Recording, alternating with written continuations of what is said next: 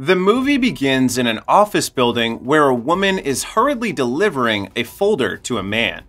The woman, Anna, informs the man, Eduardo, about the Valdemar mansion, telling him that he has been directed by the chairman to finish the paperwork regarding the mansion's value for the auction. Because a co-worker of theirs was already assigned to check the Valdemar house, but somehow disappeared, Eduardo concludes that he must have stolen some valuable items inside the antique house and ran away. Due to the necessity of the situation, they have no choice but to call another colleague, Luisa, who is currently taking a break from work. Of course, this angers Luisa because it is outside her work hours. Eduardo replies that she is desperately needed for the job. Luisa then accepts it on the condition that Eduardo will pay her parking tickets, which is of course accepted by the man. Afterward, Luisa informs someone on the phone that she will have to cancel their arrangement due to her sudden work. After that, she falls asleep on the couch. The pamphlet containing the old picture of the Valdemar mansion suddenly flips over, alarming the nearby cat. The following day, Luisa heads to the mansion on her own, where she encounters the caretaker of the house named Santiago, who tells her that he has not been told of a visitor. Still, despite this abrupt visit, Santiago leads her to the mansion. But before they part ways, the caretaker asks Luisa to say goodbye when she leaves because other visitors simply disappear. Keeping the strange advice in mind, Luisa then enters the mansion's grounds and immediately sees the gravesite of a certain Leonor Valdemar. She then enters the mansion. With no lights to illuminate within, Luisa remains in the dark while attempting to check the value of the antique objects scattered throughout the house. It turns out that none of the items have been cataloged yet, causing her to call the first valuer an idiot. When Luisa is checking some vintage things, a woman clad in dark clothes walks in. Luisa does not know this because she's too occupied with her work. Next, she climbs the stairs to the second floor and continues her catalog of the property. At the window, she sees Santiago trimming the mansion's plants. She then notices a locked door behind her, which suddenly opens the moment she looks away. Behind the door is another flight of stairs leading to the mansion's attic. After getting to the attic, she begins to evaluate the overall state of the property and notices a foul smell from the attic room. Then Luisa finds a crack in the wall where, upon entering, she sees a plastic-covered gurney. She rips the plastic cover, which reveals a decaying body underneath it. The grisly sight is too much for Luisa, who quickly turns around, only to see a monstrous silhouette slowly approaching her, forcing her to move to the nearest hiding spot. While she is hiding, Luisa unluckily receives a phone call, enabling the unknown figure to track her. When the figure opens the coffin, Luisa kicks the figure and runs downstairs as fast as possible. She tries to ask Santiago for help, but her scream is unheard. She then runs further downstairs to the kitchen area to gather a weapon to fight the unknown creature. Fortunately, Santiago sees her through the kitchen window and tells her to go to the woodshed. There, Santiago manages to pull her out via a small opening just before the monster can take hold of her. The two then head to a nearby car that is driven by a bald man. Due to her fright, Luisa falls unconscious with Santiago trying to wake her up. The bald driver then reprimands Santiago for letting someone in the mansion. Sometime later, a detective named Nicholas has just arrived in the city. He leaves a message for a man informing him of his arrival. Afterward, a car stops in front of him. The old white-haired passenger, Maximilian, who is Luisa's boss, beckons the newly arrived man inside the car. While driving away, Maximilian informs Nicholas about the disappearance of Luisa 4 days ago in the Valdemar mansion. He then tells him that Luisa must be found and brought back without the police or the press knowing about it. Otherwise, it will attract some bad publicity for the company. Meanwhile, in an undisclosed location, Luisa has just woken up when she hears a strange sound. At this time, the bald driver from earlier, Damaso, enters the room with a tray of food in hand. He apologizes for the strange sound, which is actually a recording. He informs her that she has been unconscious for almost 7 hours. Luisa then notices that Damaso has a wound on his arm, and he tells her it is from getting back her things inside the mansion. Hearing this, she inquires if he has seen the corpse in the attic, to which Damaso replies that he has seen nothing.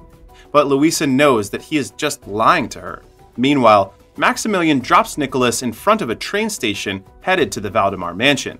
Nicholas asks the old man for a direct phone line to him so that he can call him every 24 hours.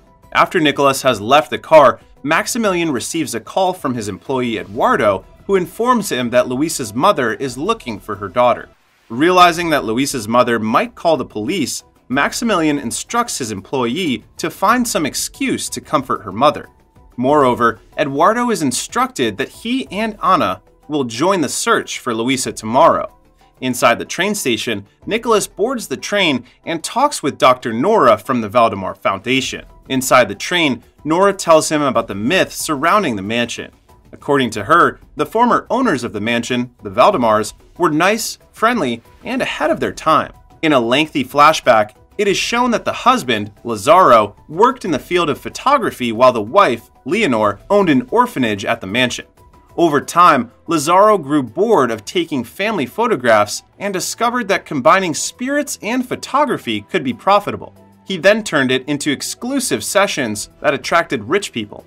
With all the money the couple was accumulating, Lazaro believed that they could finally adopt a child, something which the couple had wanted to do for the longest time.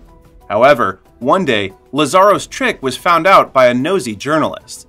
As such, the devious journalist attempted to blackmail the couple into having half the profit from the exclusive sessions.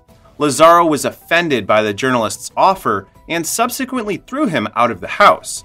Because of this, Lazaro was arrested 2 days later due to being accused of fraud. As a result, Leonor was left alone to run the orphanage herself.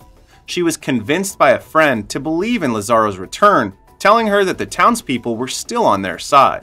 The butler soon came back from the prison and informed Leonor that her husband would be imprisoned after the trial. Also, he had failed to give Lazaro the medicine he needed. Hearing this, Leonor was angry and wanted to confront the superintendent. She boldly went to a gentleman's club where the superintendent ate every lunch. Though she was the only woman there, she bravely questioned the superintendent about the medicine. He explained that this was only a precautionary measure. The superintendent advised her to write to the College of Doctors about her husband's health, which would take weeks to be processed. Still keeping her composure, Leonor decided to leave, but she snapped when she saw the headline of the newspaper, which was discrediting the orphanage. As such, she went into a tirade about the bias of the media and even slapped the journalist that tried to blackmail her husband, leading to her being escorted out of the room.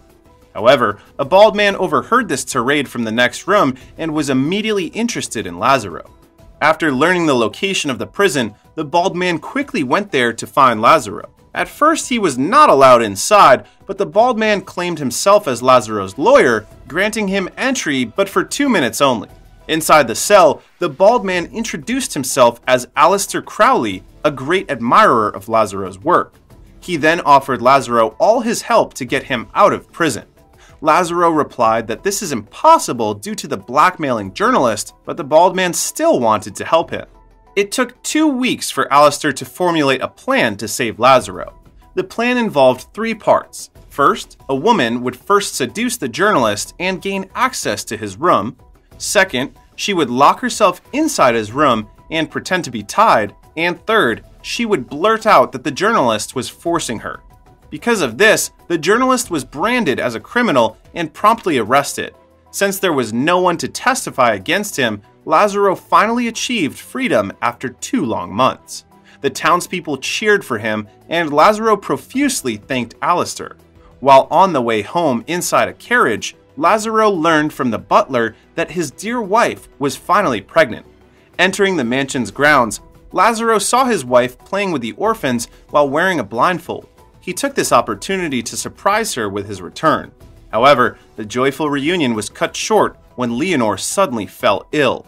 That night, a doctor came to check on Leonor and confirmed that she could not have any children anymore due to her sickness. The news devastated the Valdemars, most especially Leonor, who took a long time to fully recover from depression. After her recovery, she was visited by her lady friend while Aleister visited the Valdemar mansion as well. Leonor was unfamiliar with the bald man, but her friend knew him and told her all about Alistair. According to her, Alistair was an Englishman who was banned from numerous countries for practicing black magic. Hearing this, Leonore looked concerned. Meanwhile, Alistair told Lazaro about his intention all along, which was to find a link between the spiritual and worldly planes. Due to Lazaro's infamous photography sessions, Alistair believed that he was the link he was searching for. To convince Lazaro, the bald man told him that this could cure his wife. All he needed to do was perform a forbidden rite during an eclipse that would happen the next Saturday. Lazaro declined at first because he had already made plans with his wife on that day, but Alistair said that the ritual would only take a few hours. The two men walked back to where Leonore and her friend were. When Alistair was about to leave, he carelessly shouted the time and day of the ritual, alarming Leonore. The couple argued because of this, as the husband already promised beforehand that he would be there for her and the orphans. He tried to convince her, but his wife did not want to listen anymore. From then on, Leonore refused to talk to Lazaro. A day before the eclipse, Lazaro received a parcel from Alistair that contained the steps and process of the ritual, which was enough to convince him. The next day, Saturday, the butler woke Lazaro up and he saw the old book. So he asked if Lazaro trusted Alistair, to which he answered that he was starting to believe what the bald man had been saying. Shortly after, Alistair and some other people arrived at the Valdemar mansion. He then introduced his companions as fellow disciples of the occult. That night, while Leonore and the orphans had just arrived at the train station to meet the kids' new parents, the ritual led by Alistair began in the mansion during the eclipse. While the ritual was happening, Lazaro was visibly getting sicker and weaker, ultimately causing him to faint. It was at this point that a portal opened from the ground, with a dark creature coming out of it. The dark creature then possessed one of Alistair's companions, whose face contorted first before finally burning, with the fire immediately spreading through the house. After turning the man into ashes, the dark creature sought for another body to possess. However, for some unknown reason, it instead went out and headed directly to the cemetery. Seeing this as an opportunity to escape, Alistair and his companions left the place, leaving the unconscious Lazaro behind. Before leaving, Alistair informed the butler that Lazaro needed help. The butler, alongside a maid and another man, moved Lazaro's body to a nearby chair when they noticed that he was bleeding profusely. He then sent an urgent message to Leonore via Morse code. On the way running, Alistair was asked about the dark creature. He answered that it was a devourer who would do anything to cross the portal.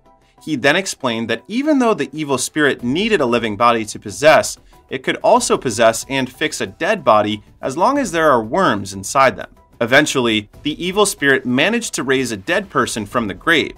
The newly raised undead then walked toward the Valdemar mansion. Suddenly, Leonore swiftly passed by Alistair's carriage while riding a horse. She then saw that the house's top floor was getting devoured by a great fire. She immediately rushed to her husband's aid. When she noticed that her husband's liver was inflamed, she asked the butler to urgently give her his medicine. When Leonore injected the medicine into Lazaro's arm, she and the butler heard some screams coming from outside. For this reason, the butler left the couple to check. Downstairs, he saw the undead was feasting upon a person's flesh.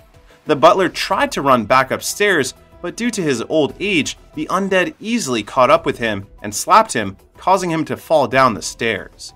Upstairs, Lazaro had just returned to consciousness, immediately apologizing to his lovely wife for what had happened. Leonore then tried to move him, but he was still in great pain. Suddenly, they saw the silhouette of the undead slowly approaching them. Leonore began to shake uncontrollably because the evil creature was talking to her inside her head. After shaking a few more times, Leonore suddenly changed her demeanor. Now, with pale white eyes, she began to speak cryptically. Lazaro tried to attack the undead, only to be choked by it. Seeing her husband was going to be killed, Leonore screamed at it. The undead then dropped the husband to the ground and stared at her. As a response from the earlier scream, the undead screamed at Leonore as well. After that, the undead left. When Leonore returned to her senses, she immediately went to her husband's aid. Lazaro asked about what happened to the undead, and his wife answered that she managed to communicate with it. It was at this point that Lazaro realized that his wife is actually the link all along. Leonore then told her husband that the undead would never harm him again because she made a deal with the undead not to hurt her husband in exchange for her soul. As a result, the heartbroken Lazaro was left in the house along with the butler who had actually survived his earlier fall. Afterward, Lazaro carried Leonore's soulless and lifeless body outside the mansion. According to legend, he tried endlessly to retrieve his wife's soul, but to no avail. Thus, what started out as a beautiful romance had ended in a tragic nightmare. Returning to the present, Nora notices that Nicholas is somehow deeply moved by the story.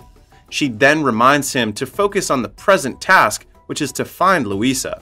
Meanwhile, back in Damaso's place, Luisa wakes up to find that the bloody gurney from the attic is now in her room, causing her to scream helplessly. Downstairs, Damaso hears the screams and points a gun toward the ceiling. He then makes a smile as if he's mocking her. The movie ends in a cliffhanger, simply showing a final shot of the house with Leonore standing in one of the rooms. Watching the movie, I can't help but be invested in the relationship of the Valdemars because it is pure but also tragic. Aside from this, the movie also made me wonder about Luisa's fate in the spiritual realm. But the movie does not answer this question. As it turns out, the reason why it ends abruptly is due to the director's intention of creating a sequel, which is very evident in the way the movie has dropped so many mysteries that's left unanswered. The second movie will show Nicholas, Eduardo, and Anna's rescue of Luisa, as well as a much-needed expansion of the movie's lore regarding forbidden knowledge and monsters.